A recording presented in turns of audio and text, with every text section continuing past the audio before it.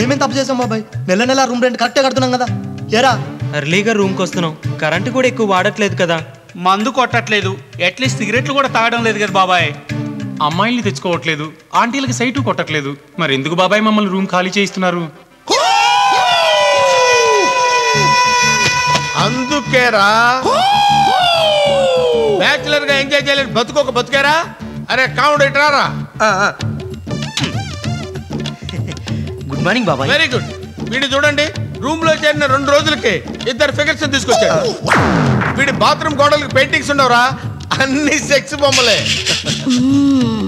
వీడి nights shorts వేసి పడుకుంటాడు కానీ ఏమి ఉండదు, మామూలుగా పడుకోడు వీడు. I love him. నేర్చుకుంటా వీడిని చూసి. చూడండి రా, చూసి బుద్ధి తెచ్చుకోండి. రెంట్ కాదు కదా, కనీసం కరెంట్ కూడా కట్టడు. పచ్చి తాగుబోతు, తిరుగుబోతు, సకల కళావల్లభుడు. బాబాయ్ మీరు నన్ను మరీ పొగిడేస్తున్నారు. నువ్వంటే నాకు ఇష్టం రా. అర్జెంటుగా ఒక 5,000 కావాలి. 5,000? ఎందుకమ్మా? పక్కింటి కామాక్షి చేశాను, అడిగించాలి. తీసుకో.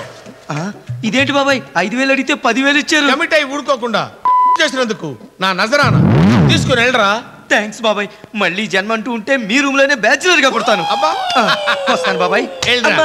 అదిరా, బ్యాచులర్ అంటే అలా ఉండాలి. మీరు ఉన్నారు ఎందుకు దిగాలుగా దేవ్య మహాలక్ష్మి చూస్తున్నారు? వెళ్ళండి, తీసుకెళ్ళండి. తీసుకెళ్ళండి. తీసుకెళ్ళండి.